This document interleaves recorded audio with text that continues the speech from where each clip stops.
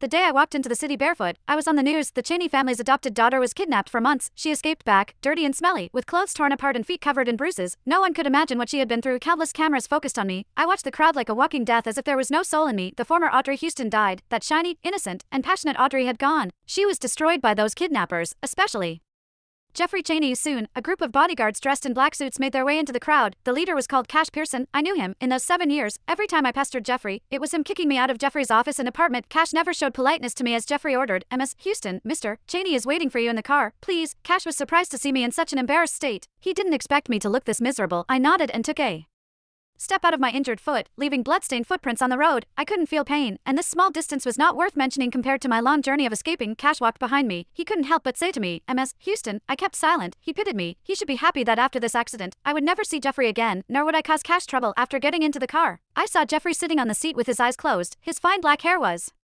well-groomed, and his delicate face was perfect. Well, during the time I disappeared, he must have felt unprecedented peace and relaxation. Now he was in such an excellent state. Hearing the noise, Jeffrey opened his eyes. The moment he saw me, he almost didn't recognize me. "Audrey," I nodded. I'd learned my lesson. In the past, I didn't care about the identity of the Cheney family's adopted daughter. I thought I was their real daughter, proud and domineering. But now, after I was kidnapped, I realized that my life was in the hands of the Cheney family. As long as Jeffrey refused to pay, I was doomed. He frowned, a little displeased. "How did you end up like this?" "Ended up like what, beggar? I fled tens of miles, day and night. Besides the kidnappers, I had to watch the beasts in the mountains. When I was thirsty, I drank rainwater. When I was hungry, I went to rummage through the garbage on the side of the road." Nobody could stay rational in such a circumstance. I knew that he was blaming me for appearing in front of the media like this. It would bring trouble to his company, the Cheney family's company to be precise. Sorry, I was sorry for causing Jeffrey trouble. Jeffrey heard me say this. He felt stunned at first, and then the corner of his lips hooked into a smile. "She's right. You've learned your lesson." I couldn't understand what Jeffrey meant. When the car door closed, Jeffrey suddenly stretched out his long arm towards me. I instinctively resisted and cowered towards the corner. He then stopped and said in a disgusted tone, "Audrey, you're smelly." I didn't know if it was because of the confined space inside the car. Jeffrey finally sensed the unpleasant odor on my body. It was the smell of fermentation after mixing blood and sweat, rolling on the ground, and rummaging through the garbage. Hearing Jeffrey's words, I subconsciously left the seat. The car drove unsteadily, and I fell from the seat. "I'm sorry. I won't dirty the seat. I just needed to kneel here. It hurt so much." On my knees, there were still bloody holes made by those kidnappers with thin steel needles. They blamed me for not getting money. To Jeffrey, I was nothing. They took it out on me to vent their anger. I couldn't stand up and simply sat on my knees in that small space. Jeffrey got angered. "What are you doing? Go back to your seat," he ordered me, but he didn't bother to help me. I listened to his words.